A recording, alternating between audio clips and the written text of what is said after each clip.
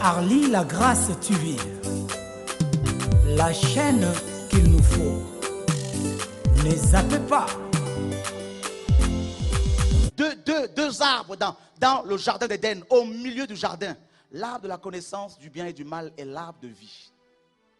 Et Adam et Ève passaient devant l'arbre de la connaissance du bien et du mal. Parce que l'arbre de vie était à côté et ils mangeaient le fruit de l'arbre de vie. Mais ils ne faisaient aucun cas de l'arbre de la connaissance du bien et du mal. Mais ce jour-là, la Bible dit, Satan lui pose une question. Il pose une question capitale à Ève. Dieu a-t-il réellement dit une question très insinueuse qui sème un doute que vous ne mangerez pas de tous les arbres? Ève dit non. Dieu n'a pas dit cela. Satan savait que Dieu n'avait pas dit cela. Mais il voulait discuter, entamer une discussion. Et Ève est tombée dans le piège. On ne peut pas parler avec un animal, avec un serpent. Et la Bible dit, Satan a commencé à dire, non, tu ne mourras pas. Si tu manges de ce fruit, tu ne mourras pas. Dieu est un menteur. C'est la première chose que Satan fait croire à la femme. Dieu est un menteur. Il a dit que si tu manges de ce fruit, tu mourras. Mais tu ne mourras pas.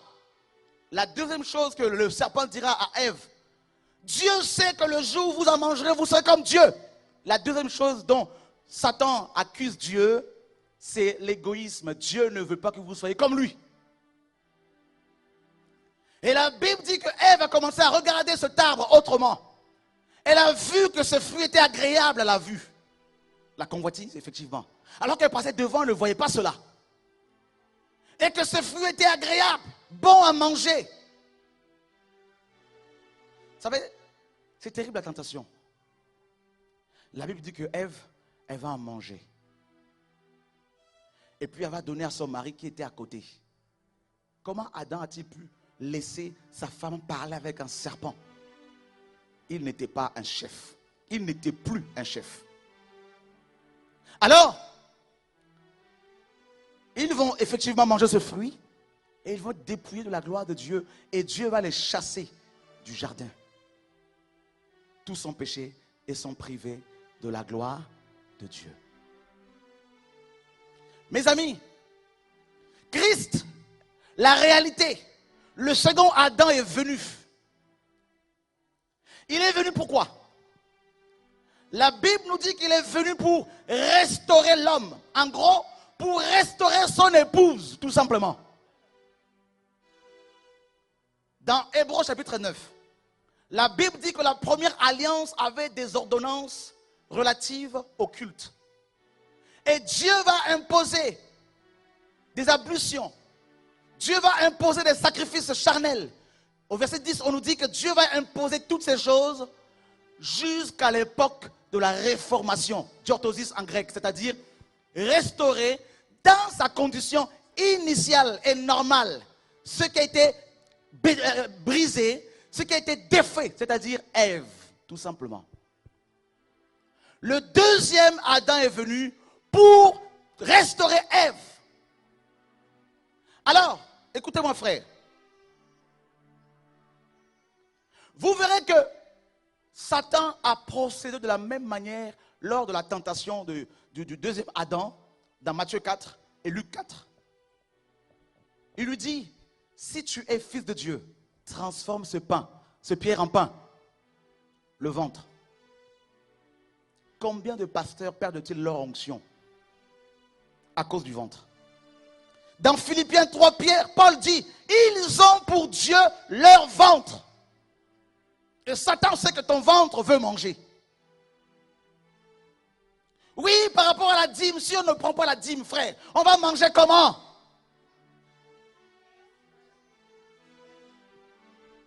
On va arriver, on va aller doucement. Je veux d'abord que vous compreniez. Si tu es fils de Dieu, transforme ces pierres en pain. Et beaucoup de pasteurs sont tombés dans ce piège. Ils transforment les pierres vivantes en des pains.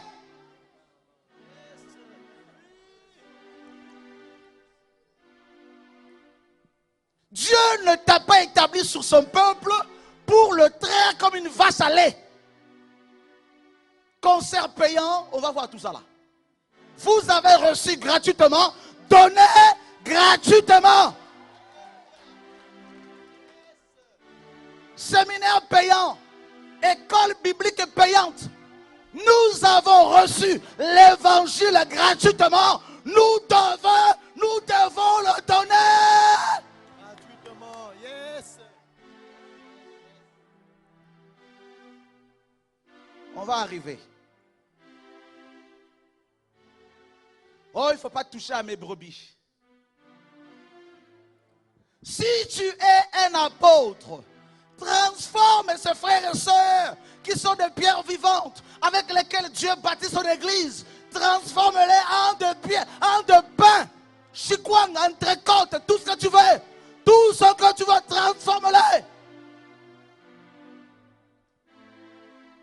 Jésus dit, il est écrit que l'homme ne vivra pas de pain seulement, mais de toute parole qui sort de la bouche de l'Éternel Dieu.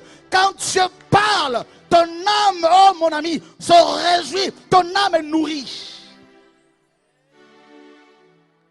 Satan arrive dans la deuxième tentation.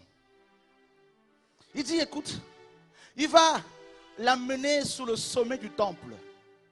Il voulait faire de Jésus le pape.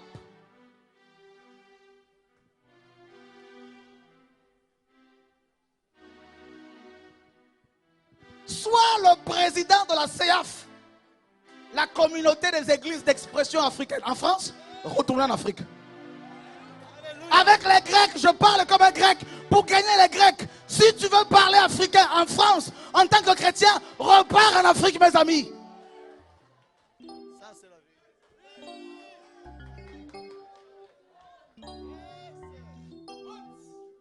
Le président de la fédération, je ne sais pas que la pastorale, le pape,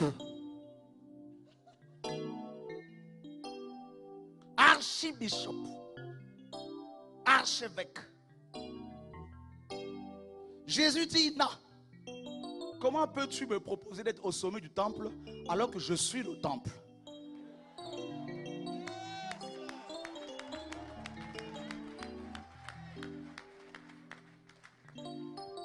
Ce que le deuxième Adam a refusé, beaucoup de pasteurs ont accepté cela.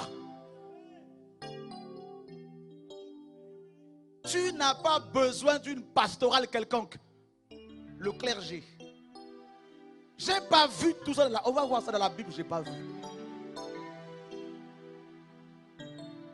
Avec l'ordination qui va avec, l'huile d'onction. Papoter. La troisième tentation, le diable lui dit, écoute, il lui montre en un clin d'œil tous les royaumes de la terre, la France y compris. Il lui dit, si tu m'adores, je te donne l'autorité pour gouverner tout ça. Car la gloire de ce royaume a été donnée par qui? Par le premier Adam. Le premier a échoué, mais le deuxième est venu restaurer. Comment peux-tu me proposer d'être l'antéchrist, le président de la terre, alors que je suis le roi des rois? Ce que Jésus a refusé, beaucoup de pasteurs l'ont accepté. Ils abandonnent le ministère pour devenir députés, sénateurs, pour faire des campagnes. Mes amis, l'église n'a pas été établie pour faire de la politique. Nous sommes établis pour révéler Christ, mes amis.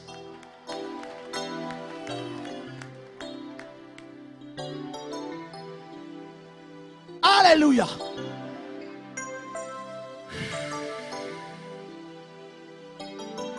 Alors, comme le deuxième Adam a refusé ses avances, Satan se tourne vers la deuxième Ève. Et Paul dit, je crains que vos pensées ne soient corrompues. Je crains.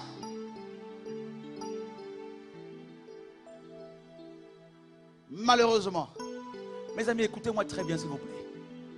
Beaucoup d'églises, je vous dis beaucoup, Dieu nous permet d'aller dans les nations. beaucoup d'églises sont tombées dans la tentation, dans la séduction.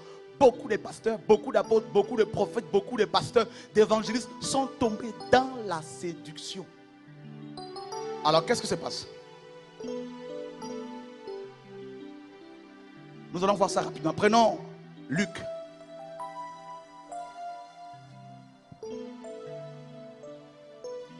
Chapitre 8. Verset 16. Ça y est, tu peux le lire, s'il te plaît.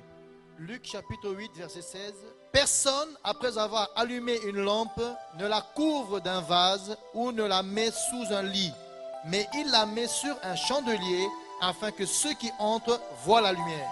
Où est l'église? Écoutez-moi bien, là c'est très important là. Où est l'église? Nous avons la réponse ici. Écoutez très bien, suivez très bien. C'est une parabole. Et Dieu va nous aider à pouvoir la comprendre, cette parabole. Vous savez, quand vous lisez dans Matthieu 13, vous verrez que Jésus, souvent, avait deux sortes de langage. Le premier langage, c'est le langage parabolique. Quand il était devant les foules des gens, il parlait en parabole. Parce que parmi ces foules, il y avait des pharisiens, il y avait des sadducéens qui voulaient à tout prix tirer des paroles de sa bouche pour pouvoir l'accuser. Donc il parlait en code. La deuxième méthode, c'est il parlait sans parabole aux disciples seulement. Alors, dans cette parabole, nous avons beaucoup de réalités, beaucoup de vérités concernant l'état de l'Église. Premièrement, le Seigneur dit personne, après avoir allumé une lampe, ne la couvre d'un vase ou ne la met sous un lit. Ici, la lampe, frères et sœurs, la lampe en question ici, c'est la parole de Dieu. Somme 119, 105 nous dit quoi? Tu peux lire cela, s'il te plaît? Suivez très bien. Psaume 119, Il y a beaucoup de cailles qui vont tomber tout de suite là. Psaume 119, 105. Ta parole est une lampe à mes pieds et une lumière sur mon sentier. La lampe en question, c'est la parole. La parole de Dieu qui a la vertu d'éclairer, d'apporter l'éclairage dans ce monde des ténèbres. Et le Seigneur, quand il dit que personne, après avoir allumé une lampe, ne la couvre d'un vase, ça veut dire qu'on ne peut pas enfermer la parole de Dieu quelque part. Le vase ici, mes amis, le vase ici, c'est la religion. Yes. C'est tous les systèmes que les hommes mettent en place pour empêcher, pour rendre la parole captive. Romains chapitre 1, verset 18. Romains chapitre 1, verset 18. La colère de Dieu se révèle du ciel contre toute impiété et toute injustice des hommes qui retiennent injustement la vérité captive. Continue. Car ce qu'on peut connaître de Dieu est manifeste pour eux, Dieu le leur ayant fait connaître. En effet, les perfections invisibles de Dieu, sa puissance éternelle et sa divinité se voient comme à l'œil nu depuis la création du monde, quand on les considère dans ses ouvrages. Ils sont donc inexcusables, car ayant connu Dieu, ils ne l'ont point glorifié comme Dieu et ne lui ont point rendu grâce, mais ils se sont égarés dans leurs pensées et leur cœur sans intelligence a été plongé dans les ténèbres. Verset 25. Verset 25. Eux qui ont changé la vérité de Dieu en mensonge et qui ont adoré et servi la créature au lieu du Créateur qui est béni éternellement. Ils retiennent la vérité, écoutez bien, ils retiennent la vérité injustement captive. Qui ils? Ce sont des hommes qui ont connu Dieu. Des personnes qui ont goûté aux choses célestes. Des apôtres, des prophètes, des évangélistes, des pasteurs, des conducteurs de chrétiens. Ils ont été éclairés. Ils ont connu la vérité. Mais ils la retiennent injustement captive. Ça veut dire qu'ils la mettent sous un lit dans la religion. Ils la mettent dans un vase. Ils ne veulent pas que la lumière éclaire le peuple. Alléluia. Yes, yes. C'est la religion. La religion, frère, c'est l'homme qui l'a créée. C'est Babylone. Dans la religion, il y a quoi? Quand nous parlons de la religion, nous parlons des bâtiments qui ont remplacé la vérité, qui ont remplacé la parole, qui ont remplacé l'église véritable. Frère, quand tu utilises l'expression « je vais à l'église », pour toi, l'église est devenue un lieu spécifique. Un lieu spécifique. Alors que la Bible dit que nous sommes l'église. Comment veux-tu aller à un endroit alors que nous sommes, tu es cet endroit-là? La vérité est retenue captive, frère, par la religion. On va le voir. Et la Bible dit, troisièmement, mais il faut la mettre sur un chandelier. Qu'est-ce que le chandelier? Apocalypse 1:20 nous dit quoi? Apocalypse chapitre 1, verset 20. Il est écrit: le mystère des 7 étoiles que tu as vu dans ma main droite et les 7 chandeliers d'or. Les 7 étoiles sont les anges des 7 églises et les 7 chandeliers sont les 7 églises. Dans la Bible, le chandelier, frère, représente aussi l'église.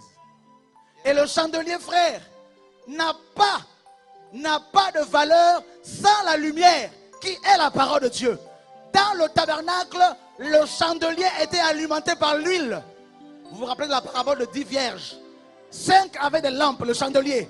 Mais il n'y avait pas l'huile, il n'y avait pas la parole, il n'y avait pas Christ, il n'y avait pas la vérité, frère. Elles sont restées à l'enlèvement. Est-ce que tu comprends? Quelqu'un comprend ce soir?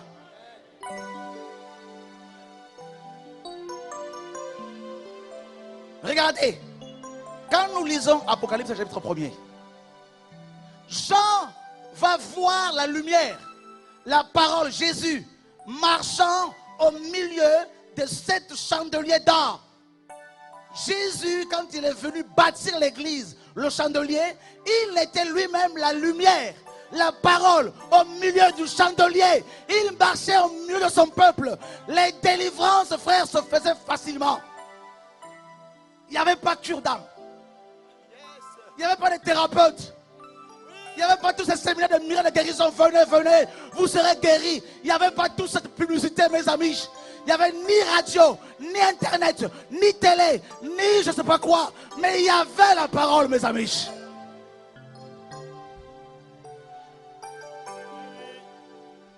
Alléluia. Alors, qu'est-ce qui se passe? Quand l'église va naître, Jésus était au milieu d'elle. Vous ouvrez la parole, c'est clair. Vous ne verrez nulle part dans votre Bible où un seul apôtre a fait la cure d'âme à quelqu'un. La cure d'âme a été inventée par Calvin. D'où le mot curé. On vous ramène jusqu'à avant Adam. Les liens ancestraux, ton père, ta mère, jusqu'à quand seras-tu délivré? Quand est-ce qu'on va réellement te libérer? Des pasteurs deviennent des thérapeutes. Vous êtes liés à eux à vie. On vous promet la délivrance, il n'y a toujours pas la délivrance. Guérison, toujours pas de guérison. Et il faut payer, il faut payer, il faut payer, il faut payer, il faut payer, et encore payer.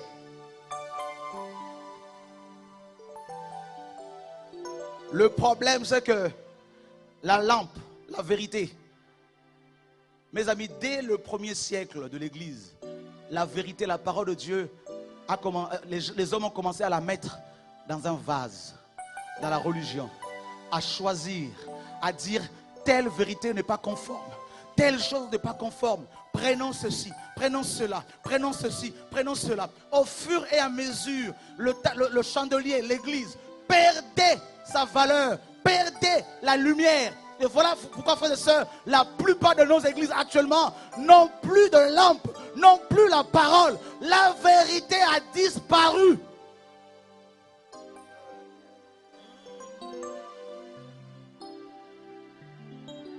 Alléluia.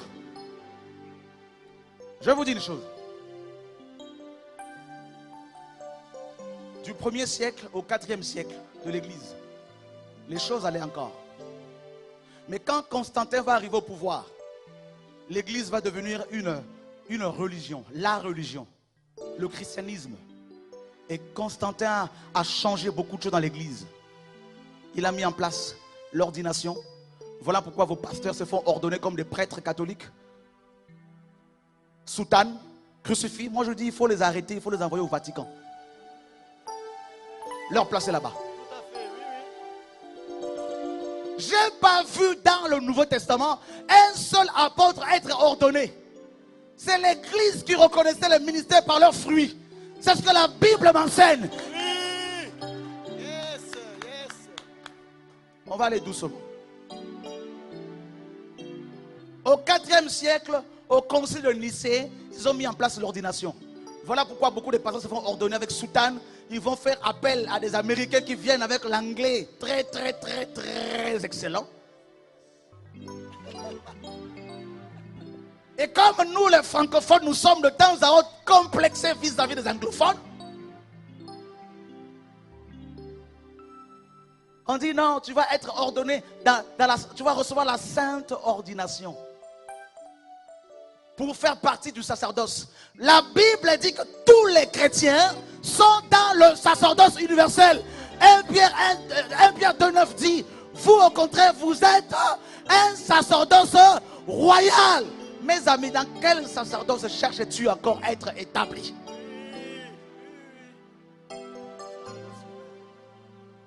Voilà comment beaucoup reçoivent la sorcellerie.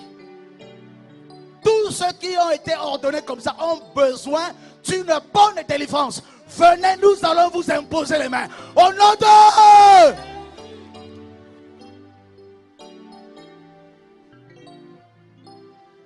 J'ai pas besoin qu'un apôtre ça dise que je suis apôtre, que je suis prophète. Mes amis, j'ai pas besoin d'une publicité. Je sais en qui j'ai cru. Je sais en qui j'ai cru. Oh, on reconnaît l'arbre assez. Hey. Parle. Quand les gens vont t'entendre parler, ils diront jamais homme, jamais femme n'a parlé comme cet homme. Oh là!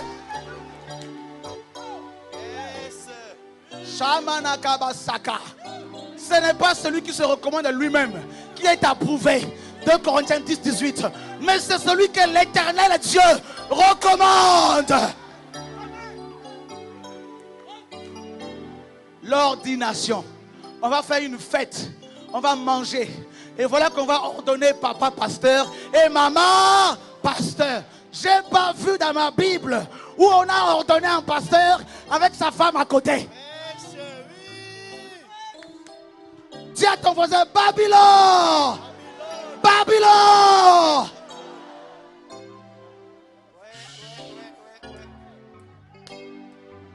Nous n'avons pas peur de religieux.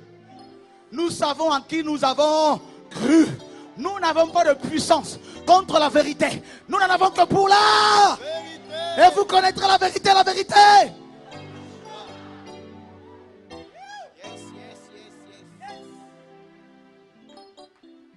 Pierre était marié, mais je n'ai pas vu sa femme à côté, maman pasteur. Papa est assis sur un fauteuil en cuir, maman à côté, ça devient une entreprise familiale. Ça devient une royauté. Si l'homme meurt, le fils hérite. Mes amis, dis à ton voisin, c'est Babylone. Babylone!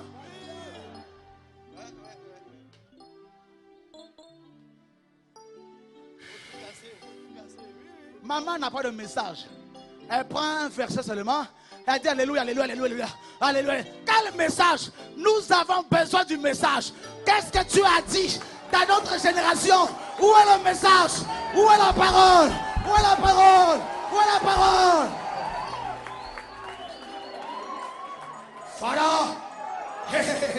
Hey, dans leur détresse, il envoya sa parole. Et sa parole est...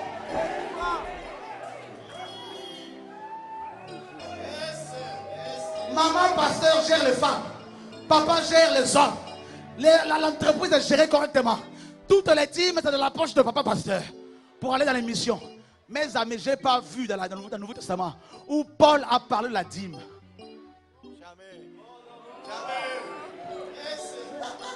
J'ai pas vu Pierre.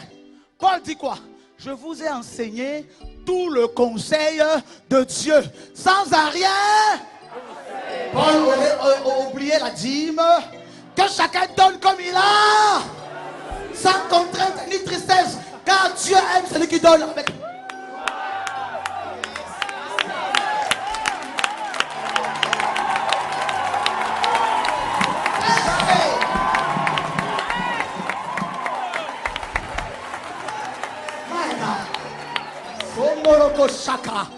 Paris est libre. Paris est libre. L'église de France est libre. Au nom de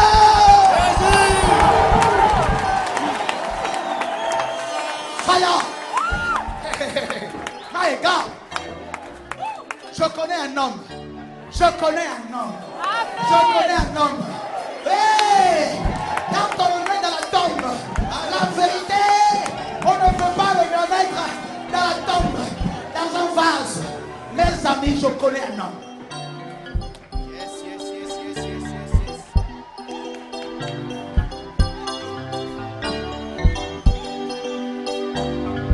Le temps de la délivrance de l'église est arrivé. Oui. La vraie délivrance. La vraie. Beaucoup de pasteurs me disaient, homme de Dieu, ce que tu dis c'est la vérité par rapport à la dîme. Nous savons que c'était la loi, mais laisse le peuple de l'ignorance. Je dis non frère, aussi longtemps que je vivrai, je dirai toute la vérité. N'en déplaise aux gens, je dirai toute la vérité. Toutes ces années où tu as payé ta dîme, as-tu été béni réellement? Non. Non, les païens ne donnent pas la dîme, mais ils sont bénis financièrement. Mes amis, changeons, revenons à Dieu. Nous avons trompé le peuple. My God, association des pasteurs congolais, association des pasteurs français en France. Mes amis, je n'ai pas vu dans le Nouveau Testament une association. J'ai vu un corps composé de juifs, de grecs, d'hommes et femmes, animés par l'Esprit de Dieu, l'Esprit de la vérité, qui proclamait le royaume de Dieu. On est deux.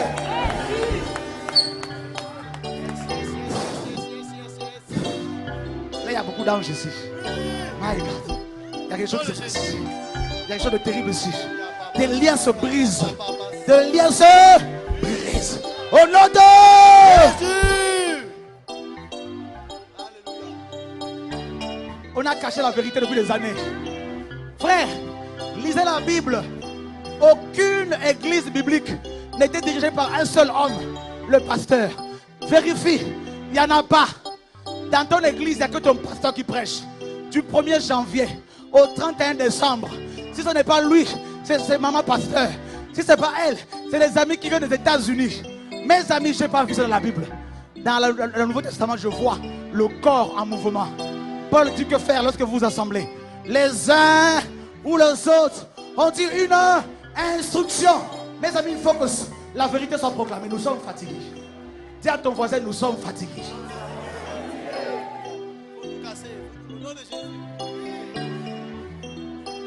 Les églises deviennent comme des clubs. Des clubs de Congolais, des clubs de Français.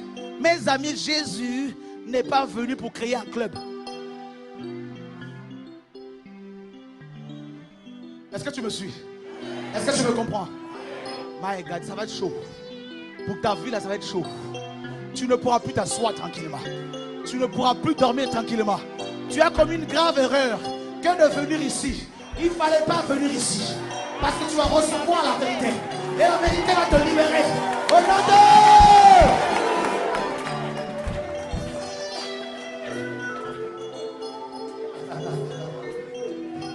Regarde. On ne met pas du vin nouveau dans les vieilles outres, les vases là. On veut mélanger les traditions avec la vérité. Soit c'est les traditions, soit c'est la vérité, frère. Il n'y a pas de rapport entre la lumière et les ténèbres. Le catéchisme, les enseignements avant le baptême. Dans ma Bible, toutes les personnes qui étaient baptisées le même jour de leur conversion. C'est le conseil de lycée qui a mis en place le catéchisme, mes amis. Les enseignements avant le baptême. Mes amis, revenons à la parole. Amen. Tu m'invites à ton église, tu me donnes une enveloppe. Moi aussi, à mon tour, j'ai une dette. Une ristourne. À mon tour aussi, tu m'invites. Je viens, je prêche. Je te vois dans l'adultère, mais je ne le dénonce pas. Je te vois dans l'orgueil, je ne le dénonce pas parce que tu es mon ami. Parce que j'ai droit à une enveloppe. Et toutes les petites sœurs, les copines, les filles des protocoles, c'est les copines de l'homme de Dieu. Secrétaire, mes amis, la vérité va libérer l'église. Que les hommes le veuillent ou pas, le temps de la vérité est arrivé. Au nom de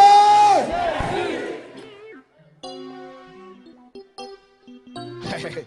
Vous avez commis une grave erreur. Une grave erreur. On ne peut pas allumer une lumière et la mettre sous un lit pour que les religieux dorment dessus. Sur la vérité, tu dors sur la vérité. Tu la cajoles, tu la caches. Mais un temps viendra, comme c'est le paix. Hey! Même si Chora Kotou n'est plus là, il y aura Gilbert. Même si Gilbert n'est plus là, il y aura Douglas. Si Douglas n'est plus là, il y aura Saïd. Hey! Chez les Noirs, il y en a. Chez les Arabes, il y en a. Chez les Blancs, Bruno, il y en a. Au nom de...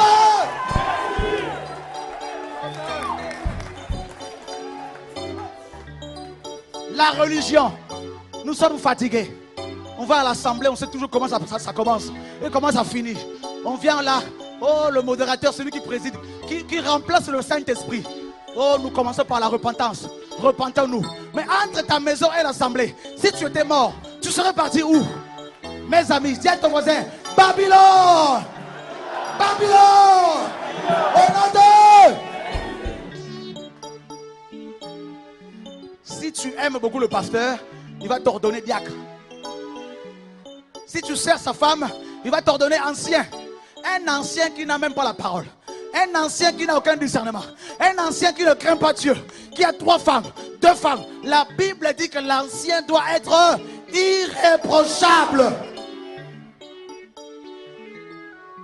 Ils m'ont convoqué à la CEAF, la communauté des églises d'expression africaine.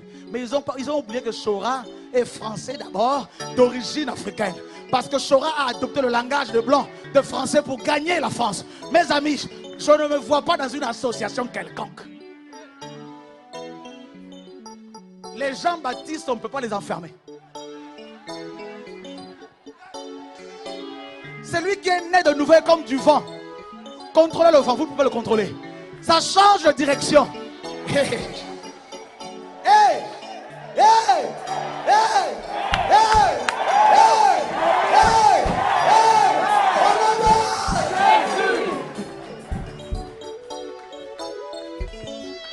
Voilà. Tout à l'heure, on va décoller là. Il y a quelque chose qui arrive. C'est grave. Mes amis, c'est grave. La contagion est en train d'arriver avec la parole. Ça va toucher la France. Ça va toucher l'Afrique. Que les religieux le veuillent ou pas, la vague de la parole de Dieu va briser tous les systèmes. Va briser les systèmes religieux. Parce que la parole est une puissance, mes amis. La parole est la lumière. Le peuple en a assez.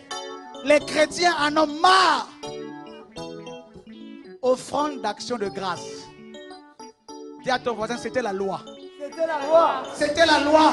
C'était la loi. C'était la loi. C'était la loi. Offrande d'action de grâce. Le combat spirituel. Continuez toujours à combattre. Fatiguez-vous. La montagne de feu. Montez toujours dans la montagne de feu. Allez monter, grimper. Vous allez vous faire consumer. Mes amis, je sais une chose. Ma délivrance a été opérée à la nouvelle naissance. Quand j'ai donné mon cœur à l'agneau de Dieu, il m'a affranchi. La parole m'a libéré. Si quelqu'un est en Christ, il est devenu une nouvelle. Les choses anciennes sont. Et toutes les choses deviendront. Toutes les choses deviendront. L'impudicité va changer bientôt. L'adultère. Toutes les choses sont. Maintenant. Au nom de. J'ai pas vu dans la Bible l'apôtre Pierre faire une campagne d'évangélisation avec sa photo. Bishop des nations. Apôtre des nations.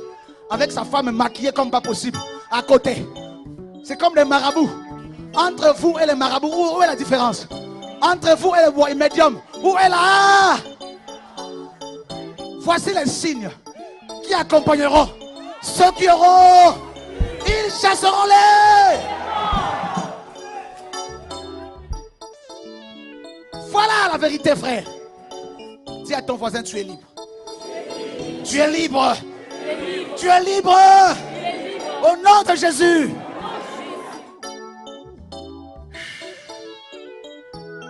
Mes amis, Paul dit, ces hommes prêchent un autre Jésus. Un autre Jésus. Vous savez, dans Jean 5, 43, Jésus dit, je suis venu au nom de mon Père. Vous ne m'avez pas accueilli. Mais quelqu'un d'autre viendra. En son propre nom, vous le recevrez. Il parlait de l'homme impie, l'antéchrist. Quand Paul dit qu'il prêche un autre Jésus, il veut littéralement dire qu'il prêche tout simplement.